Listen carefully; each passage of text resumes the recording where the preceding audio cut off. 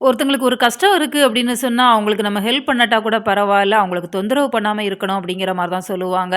ஆனா இந்த ஸ்டோரிய பொறுத்தவரைக்கும் விஜய், மல்லி 2 பேருக்கும் ஏதாச்சும் ஒரு பிரச்சனை வந்தது அப்படின்னு சொன்னா, அந்த பிரச்சனைய 100 மடங்கு ஆக்கணும் அப்படிங்கிற மாரி தான் சுத்தி இருக்கிற எல்லாருமே நெனைக்கிறாங்க. அந்த வகையில இப்ப வீட்ல விஜயோட சொந்த அக்காவா ராஜி அப்படிங்கிற மாரி இருக்கிறாங்க. சரி நம்ம தம்பியோட பொண்ணு தொலைஞ்சு போச்சு. ஏதாச்சும் நம்ம ஹெல்ப் பண்ணலாம். அப்படி இல்லையா ஹெல்ப் பண்ண மனசு இல்ல அப்படின்னு சொன்னாலுமே, அவங்க ரூம்ல பாட்ட போட்டுட்டு பேசாம இருந்திருக்கலாம். ஆனா தேவையில்லாம இப்ப கதிரேசனுக்கு கால் பண்ணி, இங்க நடக்கிற எல்லா விஷயங்களையுமே சொல்லி, இப்போ மல்லிக்கு அகைன்ஸ்ட்டா திருப்பி விட்டுர்றாங்க அப்படிங்கிறதால, கதிரேசன் ஒரு பக்கம் குடைச்சல் குடுத்துட்டு இருக்கிறாங்க.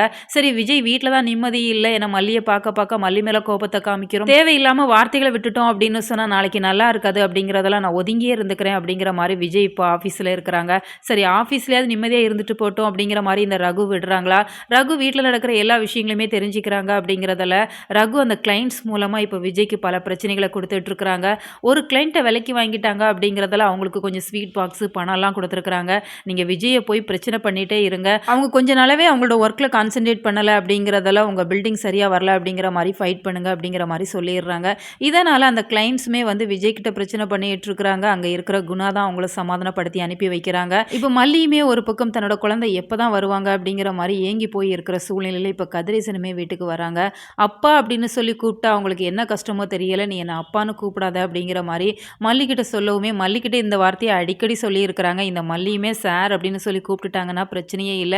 அவங்களுமே அடிக்கடி அப்பா, அப்பா அப்படின்னு சொல்லி அவங்க கிட்ட ஏன் அவமானப்படுறாங்க அப்படிங்கிறதே எனக்கே தெரியல. நீ என்ன அப்பான்னு கூப்பிடாத இந்த வீட்டுக்கு வந்ததுக்கு அப்புறமாவே இந்த வீட்ல இருக்கிற ஒவ்வொருத்தங்களையா நீ தொரத்துன. என்னோட பேத்தியுமே தொலைச்சுட்ட. இப்ப என்னோட மாப்பிள்ளையுமே வீட்டுக்கு வர விடாம பண்ணியிருக்கிற அப்படிங்கிற மாரி ஒவ்வொரு பழிகளையா இப்ப மல்லி மேல போட்டுட்டு இருக்கிறாங்க. மல்லியால எதுவுமே பேச முடியல.